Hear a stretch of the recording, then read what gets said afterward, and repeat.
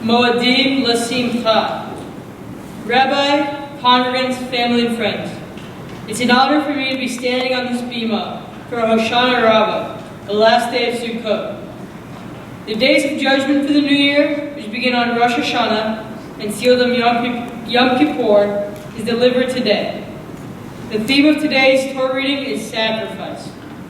In the Holy Temple, at a time when sacrifices were made, there were 70 different sacrifices made on Sukkot, more than any other holiday.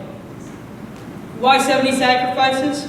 Because they were made on behalf of the 70 nations of earth to bring God's blessing, not just to the Jewish people, but to the entire world. Which brings me to the mitzvah of shaking the lulav and etrog. Forward to the side, behind, below, and up to the sky. We shake it in all the directions that God is amongst us. This tradition signifies unity, that we're bound together in a common humanity. We're dependent on each other as Jews, and dependent on everyone as human beings. This is a universal effort that I think may get lost in these days of political conflict. Up until today, I've measured my accomplishments by grades in school, how fast I swim, and how far I can hit a baseball.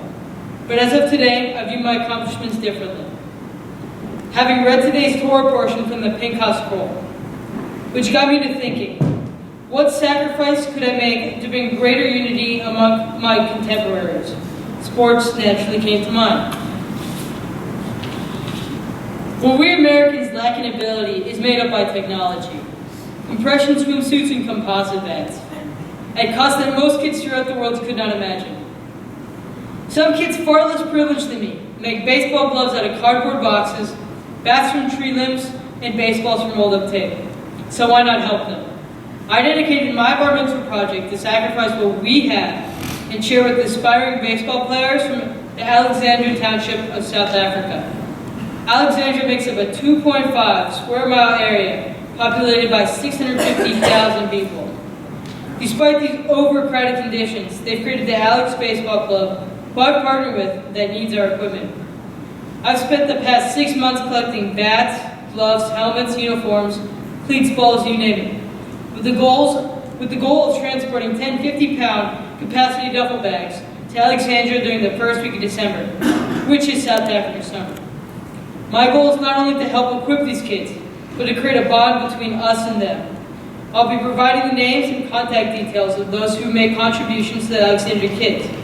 I know I will have succeeded when a boy from Great Falls receives a WhatsApp message from a ball player in Alexandria, telling him of the home run here with his new bat. This morning I'd like to thank my parents for everything they've done to help make today a reality for me. Speaking of sacrifice, they've given much of their lives to pave the way for mine. I'd like to thank my sister, Sasha, for being there for every step of my journey, and I promise to be there every step of hers.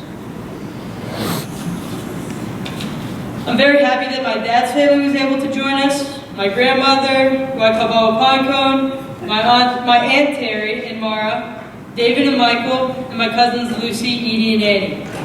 Having Norman and Serene here is just a bonus.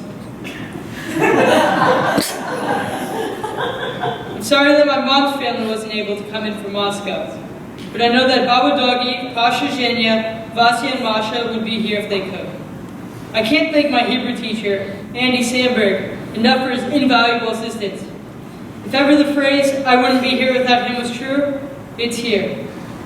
Finally, I'd like to thank Rabbi Mina, her staff, and the rest of the congregation for welcoming my family and me into their house of worship. Thank you.